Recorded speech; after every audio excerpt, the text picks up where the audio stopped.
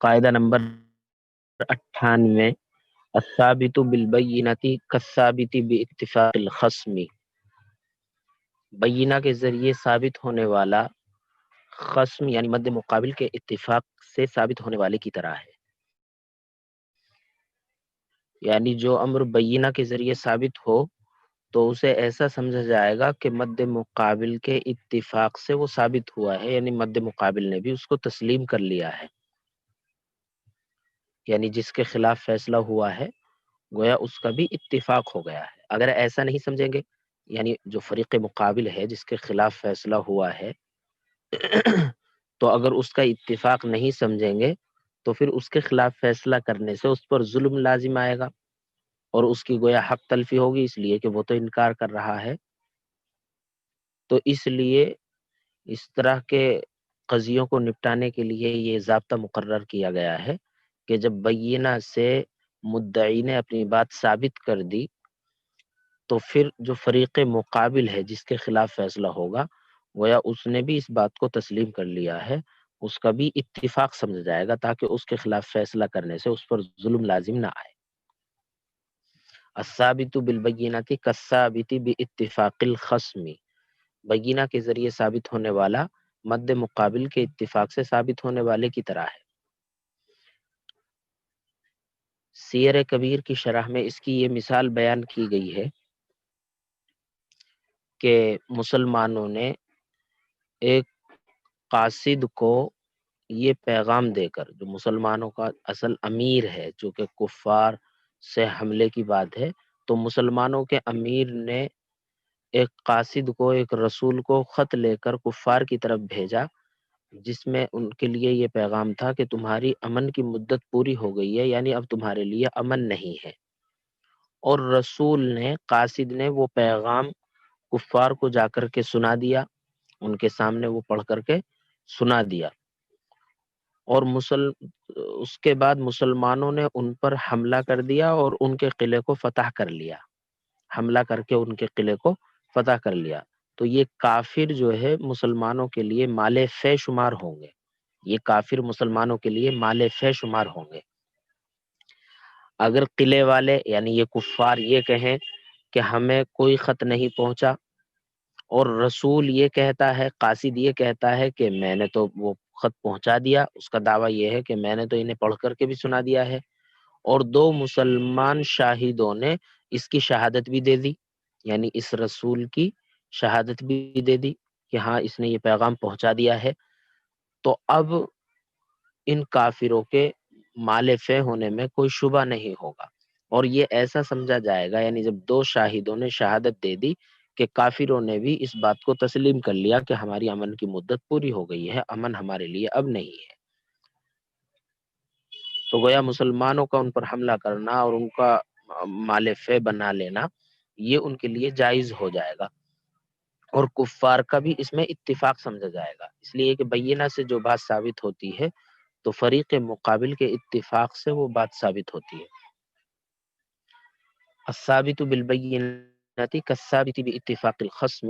بینہ کے ذریعے جو امر ثابت ہو وہ مد مقابل کے اتفاق سے ثابت ہونے والے کی طرح ہے۔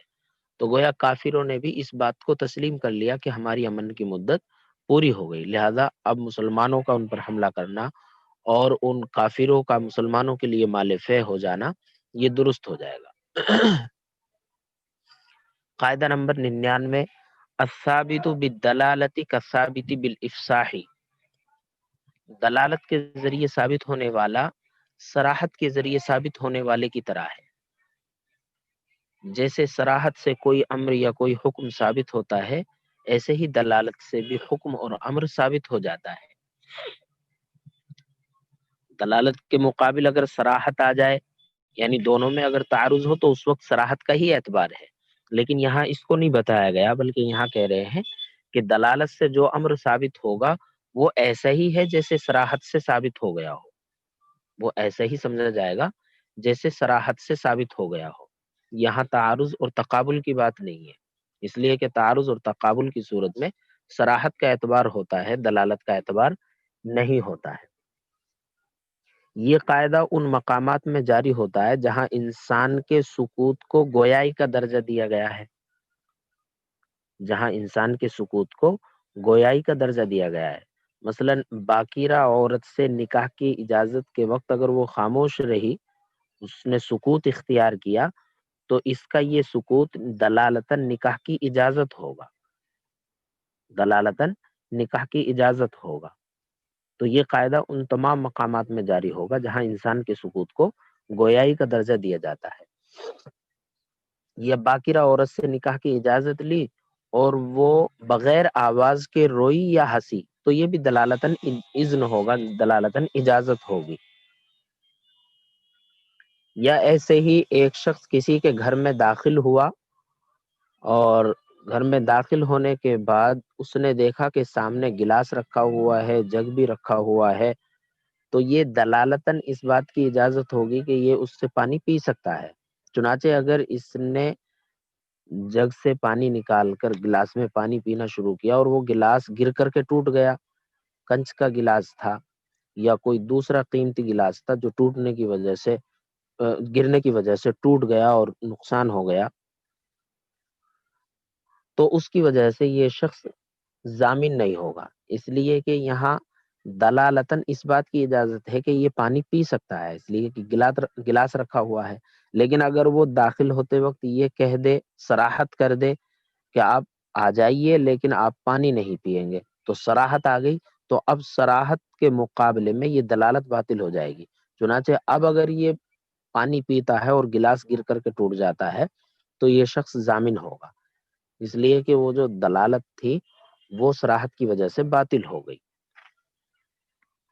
ایسے ہی مکان فروخت ہو رہا ہے اور شفیع کو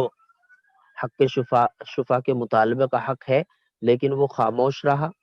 اسے اطلاع ملی اور وہ جو ہے خاموش رہا، سکوت اختیار کیا، تو اس کا سکوت گویا مطالبے سے انکار متصور ہوگا۔ یہ دلالتاً اس بات کی اجازت ہوگی کہ یہ جو ہے حق شفا نہیں لینا چاہتا، دلالتاً اس کا ساقط ہونا ثابت ہو گیا، یعنی جب اس نے سکوت اختیار کر لیا تو دلالتاً حق شفا کا ساقط ہونا ثابت ہو گیا، لہذا بعد میں اگر یہ مطالبہ کرے تو اس کو بطور حق شفا کے وہ گھر نہیں ملے گا۔ تو وہ تمام مقامات جہاں انسان کے سکوت کو گویائی کا درجہ دیا گیا ہے، یہ قاعدہ ان تمام مقامات میں جاری ہوگا۔ الثابت بالدلالۃ کالثابت بالافصاح، دلالت کے ذریعے ثابت ہونے والا صراحت کے ذریعے ثابت ہونے والے کی طرح ہے۔ یہاں حاشیے میں بھی مثال ہے، مثلا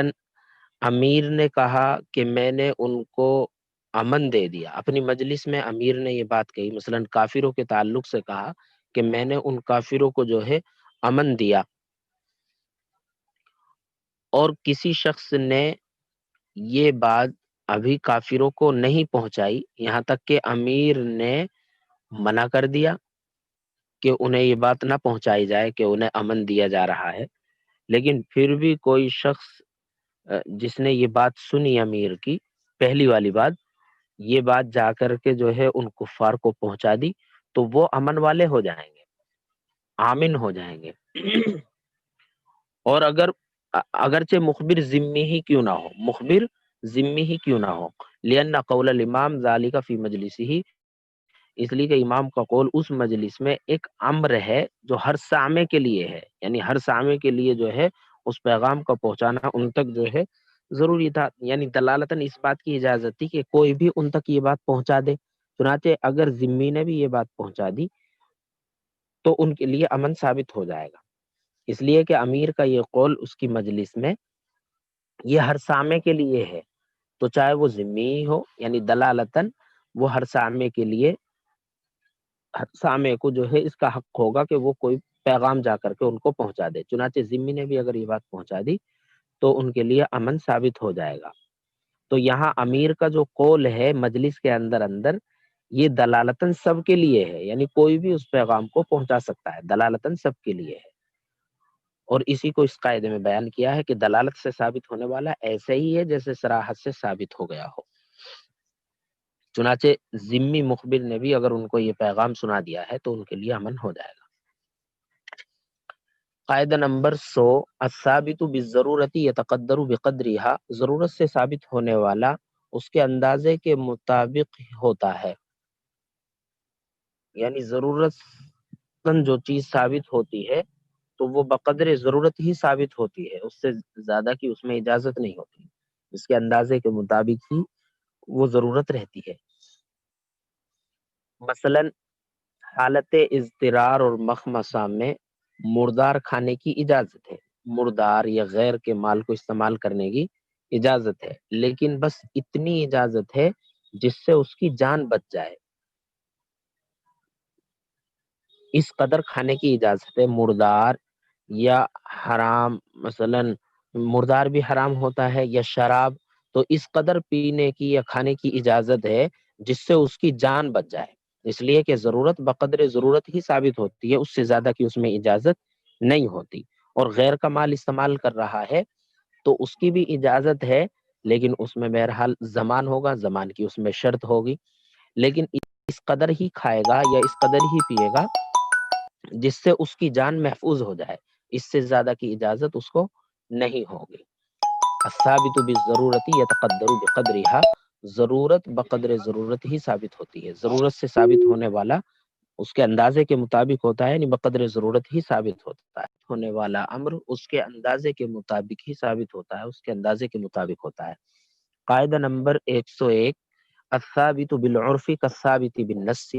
عرف کے ذریعے ثابت ہونے والا نص کے ذریعے ثابت ہونے والے کی طرح ہے، جو بات عرف سے ثابت ہو وہ ایسے ہی ہے جیسے نص کے ذریعے ثابت ہو گئی ہو۔ عرف کے بہت سے قاعدے اور بہت سی مثالیں آپ کے سامنے آ گئی ہیں، یہاں پر بھی ایک مثال بیان کی ہے کہ امیر کے منادی نے یہ اعلان کیا کہ کل اہل کوفہ پر لشکر کشی کرنی ہے، کل جو ہے اہل کوفہ پر گویا حملہ کرنا ہے، تو جتنے بھی کوفہ والے ہیں سب کو جو ہے یہ اعلان عام ہوگا اور سب جو ہے اس اعلان میں شامل ہے، لہذا ہر ایک کے لیے نکلنا ضروری ہوگا، ہر ایک کے لیے نکلنا ضروری ہوگا۔ لیکن اگر وہاں یہ عرف ہو کہ اس طرح کے اعلان سے مقصود صرف اہل دیوان مراد ہوتے ہیں، یعنی جو فوج میں بھرتی ہیں،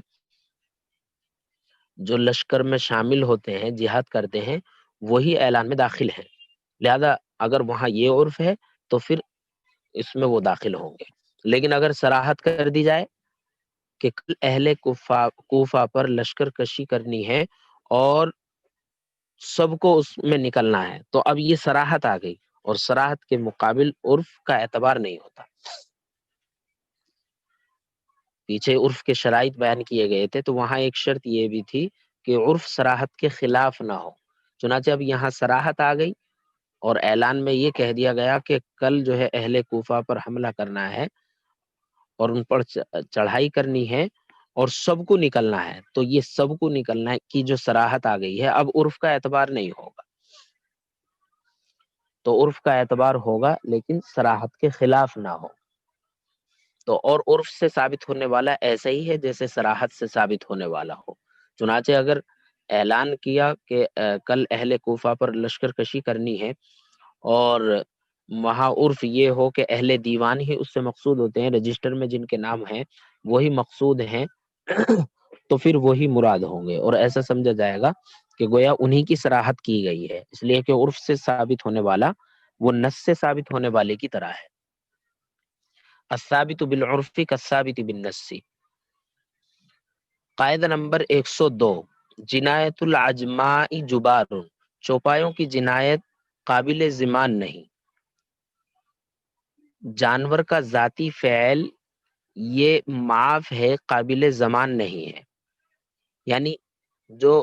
جانور کا مالک ہے اگر اس کی طرف سے کوئی تعدی نہیں ہے، جانور کا ذاتی فعل ہے، تو اس صورت میں یہ قابل ضمان نہیں، یعنی جو جانور کا مالک ہے اس سے ضمان نہیں لیا جائے گا۔ لیکن اگر مالک کے جانور کی طرف سے ذرا بھی تعدی پائی گئی ہے، مثلا وہ اس جانور پر سوار ہے اور پھر وہ کسی کو نقصان پہنچا دے، تو سوار ہونے کی حالت میں جانور انسان کے تابع ہوتا ہے، جو سوار ہوتا ہے اس کے تابع ہوتا ہے۔ مائک بند رکھو بھائی، مائک بند رکھو ورنہ آواز ٹکرائے گی، آواز نہیں پہنچے گی۔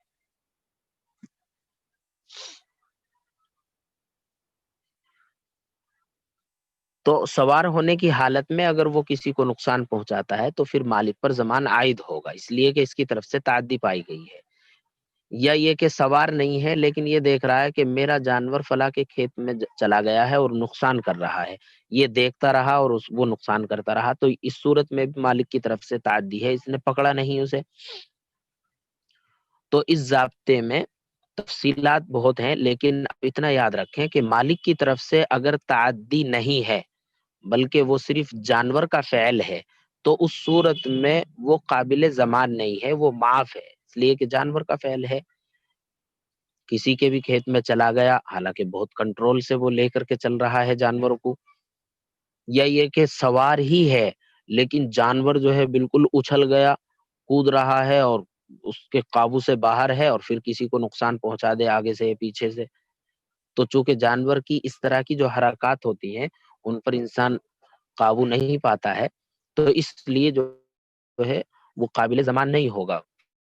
یعنی مالک پر ضمان عائد نہیں ہوگا۔ لیکن اگر مالک کی طرف سے ذرا بھی تعدی پائی گئی ہے تو پھر اس صورت میں مالک پر ضمان عائد ہوگا۔ جنایت العجماء جبار، چوپایوں کی جنایت قابل ضمان نہیں یعنی معاف ہے۔ قاعدہ نمبر 103، الجنون اذا وجد مرۃ فهو لازم ابدا، جنون جب ایک مرتبہ پایا جائے تو وہ ہمیشہ لازم ہوگا۔ یہ جنون پاگل پن ایک ایسی بیماری ہے کہ جب ایک مرتبہ دماغ میں کچھ نقص آ جاتا ہے، کمی آ جاتی ہے تو وہ ہمیشہ رہتا ہے، ہمیشہ وہ ہمیشہ کے لیے لازم ہوتا ہے، شریعت میں اس کا اعتبار ہے اور ایسا سمجھا گیا ہے کہ وہ ہمیشہ کے لیے اس کے لیے لازم ہو گیا ہے۔ چنانچہ کسی کو زندگی میں چاہے بچپنے کی حالت میں ہی جنون طاری ہوا ہو اور بڑے ہونے کے بعد اس کی شادی ہو گئی، یعنی جنون طاری ہوا اور پھر اسے افاقہ ہو گیا اور پھر اس کی شادی ہو گئی، بڑا ہو گیا، وہ شادی ہو گئی، اس کے بعد اس کی بیوی یہ کہے کہ کل گزشتہ میرے شوہر نے مجھے 3 طلاق دی ہیں، اور شوہر یہ کہتا ہے کہ کل گزشتہ مجھے جنون عود کر آیا تھا، مجھے جنون کی حالت میں نے اس سے یہ بات کہی ہے، تو شوہر کے قول کا اعتبار ہوگا، شوہر کا قول یمین کے ساتھ معتبر ہوگا۔ کیوں؟ اس لیے کہ جنون جب ایک مرتبہ پایا جاتا ہے تو وہ ہمیشہ کے لیے لازم ہوتا ہے، وہ عیب لازم ہے، ہمیشہ کے لیے اس کے ساتھ وہ عیب لازم ہو گیا ہے، چاہے حالت صغر میں پایا جائے یا حالت کبر میں پایا جائے، تو وہ ہمیشہ کے لیے لازم ہوگا۔ چنانچہ اس صورت میں شوہر کا قول یمین کے ساتھ معتبر ہوگا، اور اگر عورت بینہ پیش کر دے، 2 گواہ پیش کر دے کہ اس وقت اس کی حالت ٹھیک تھی، پاگل نہیں تھا یہ، تو پھر اس صورت میں عورت کا قول معتبر ہوگا۔ الجنون اذا وجد مرۃ فهو لازم ابدا، جنون جب ایک مرتبہ پایا جائے تو وہ ہمیشہ کے لیے لازم ہوگا۔ قاعدہ نمبر 104، جواب السؤال یجری علی حسب ما تعارف كل قوم في مكانهم، سوال کا جواب جاری ہوگا ہر قوم کے اپنے علاقے کے عرف کے مطابق۔ یہ قاعدہ اصول کرخی میں گزر چکا ہے کہ سوال کا جواب ہر قوم کے ان کے اپنے علاقے کے عرف کے مطابق جاری ہوتا ہے۔ مثلا کسی نے قسم کھائی کہ وہ غذا نہیں کھائے گا اور وہ دودھ پی لیتا ہے، تو اگر وہ اہل عرب میں سے ہے تو حانث ہو جائے گا، اور اگر اہل عرب میں سے نہیں بلکہ عجم میں سے ہے، ہندوستان پاکستان وغیرہ کا ہے، تو وہ پھر حانث نہیں ہوگا، اس لیے کہ ہمارے یہاں دودھ کو بطور غذا کے استعمال نہیں کیا جاتا ہے، اور ہر قوم کا عرف ان کے اپنے علاقے کے اعتبار سے معتبر ہوتا ہے۔ جواب السؤال یجری علی حسب ما تعارف كل قوم فی مکانہ، سوال کا جواب جاری ہوگا ہر قوم کے اپنے علاقے میں عرف کے مطابق۔ قاعدہ نمبر 105، الجواز الشرعی ینافی الضمانہ، جواز شرعی زمان کے منافی ہوتا ہے، یعنی شریعت نے جن چیزوں کی اجازت دی ہے، شریعت کی طرف سے جن چیزوں کا جواز ہے تو وہ زمان کے منافی ہے، اس کی وجہ سے زمان واجب نہیں ہوگا، یعنی یہ ایسا نہیں ہو سکتا کہ شریعت نے ان چیزوں کی اجازت بھی دی ہو اور پھر اس کی وجہ سے جو ہے زمان بھی واجب ہو جائے، ایسا نہیں ہے۔ چنانچہ اگر کسی نے اپنی ملکیت میں کنواں کھودا اور اس میں کوئی گر کر کے مر گیا، جانور یا انسان، تو اس صورت میں کنواں کھودنے والا ضامن نہیں ہوگا، اس لیے کہ اس نے اپنی ملکیت میں کنواں کھودا ہے، لہذا وہ ضامن نہیں ہوگا۔ لیکن اگر راستے میں یا دوسرے کی ملکیت میں کنواں کھودا اور اس میں کوئی گر کر کے مر گیا تو یہ شخص ضامن ہوگا، اس لیے کہ اسے اس کا حق نہیں تھا۔ لیکن جہاں تک جواز شرعی کی بات ہے، یعنی اپنی ملکیت میں اس نے کنواں کھودا ہے اور اس میں کوئی جانور یا انسان گر کر کے مر جاتا ہے تو اس پر ضمان واجب نہیں ہوگا۔ دوسرے کی ملکیت میں یا راستے میں کنواں کھودے یا کوئی ایسا تصرف کرے یا پتھر وغیرہ رکھ دے جس کی وجہ سے کوئی ٹکرا کر کے یا کنویں میں گر کر کے مر جائے تو پھر اس صورت میں ضمان واجب ہوگا، دوسرے کی ملکیت میں تصرف کرنے کی وجہ سے یا عام راستے میں اس طرح سے کنواں کھودنے کی وجہ سے۔ قاعدہ نمبر 106، جہالت المعقود علیہ تفسد العقد۔ معقود علیہ کی جہالت عقد کو فاسد کر دیتی ہے۔ معقود علیہ یعنی جس پر عقد ہوا ہے وہ بیع و شراء میں مبی ہوتی ہے، اور اسی طرح جو ہے عقد اجارہ میں وہ منافع ہوا کرتے ہیں۔ تو بہرحال معقود علیہ کی تعین ضروری ہے، اگر معقود علیہ میں جہالت ہے تو عقد فاسد ہو جائے گا، عقد فاسد ہو جائے گا۔ مثلا کسی نے بکریوں کے ریوڑ میں سے ایک بکری بغیر متعین کیے فروخت کر دی کہ ان میں سے ایک بکری میں نے آپ کو فروخت کر دی، تو یہاں معقود علیہ میں جہالت ہے، اور یہ جہالت مفضی الی النزاع ہے، مفضی الی النزاع ہے، جھگڑے کا باعث ہے۔ اور ہر وہ جہالت جو مفضی الی النزاع ہو اس کی وجہ سے عقد فاسد ہو جاتا ہے۔ ہر وہ عقد جو مفضی الی النزاع ہو، ہر وہ جہالت جو مفضی الی النزاع ہو تو اس کی وجہ سے عقد فاسد ہو جاتا ہے۔ لہذا یہاں بکری متعین نہیں کی ہے تو مشتری جو ہے موٹی بکری کا مطالبہ کرے گا، بائع جو ہے پتلی بکری دینا چاہے گا، تو جھگڑے کا باعث ہے، اس لیے یہ عقد فاسد ہوگا۔ تو معقود علیہ کی تعین ضروری ہے، اس میں سے جہالت کو ختم کرنا ضروری ہے۔ جہالت کبھی ختم ہوتی ہے اشارے کے ذریعے، مثلا یہ کہا کہ یہ غلے کا ڈھیر جو آپ کے سامنے ہے، اشارہ کر کے کہا یہ میں نے آپ کو اتنے میں فروخت کر دیا، تو جہالت ختم ہو گئی اشارے کے ذریعے۔ اور کبھی جہالت ختم ہوتی ہے مقدار بیان کرنے سے، مثلا یہ کہا کہ 100 کلو گیہوں میں نے آپ کو فروخت کیے، تو مقدار بیان کر دی، اس سے بھی جہالت ختم ہوتی ہے۔ اور کبھی صفت بیان کر کے جو ہے جہالت ختم ہوتی ہے۔ اور معقود علیہ میں جو وہ عقد اجارہ میں معقود علیہ اور منافع معقود علیہ ہوتے ہیں، تو ان میں جو ہے مدت کو بیان کرنے سے جہالت ختم ہوگی، ان میں مدت بیان کرنے سے جہالت ختم ہوگی۔ بہرحال معقود علیہ کی جہالت کو ختم کرنا ضروری ہے، ورنہ تو عقد فاسد ہو جائے گا، اس لیے کہ معقود علیہ میں جہالت ہوگی تو وہ مفضی الی النزاع ہے، اور مفضی الی المنازع جو بھی صورت ہوگی وہ اس کی وجہ سے عقد فاسد ہوگا، اس لیے کہ شریعت میں جھگڑے کی اجازت نہیں ہے۔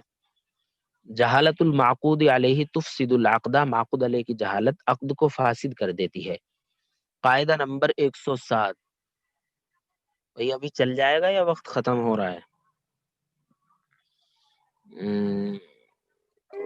وقت پورا ہو رہا ہے حضرت، 1 منٹ ہے، چلو ایک منٹ۔ آگے کل پڑھائیں گے پھر۔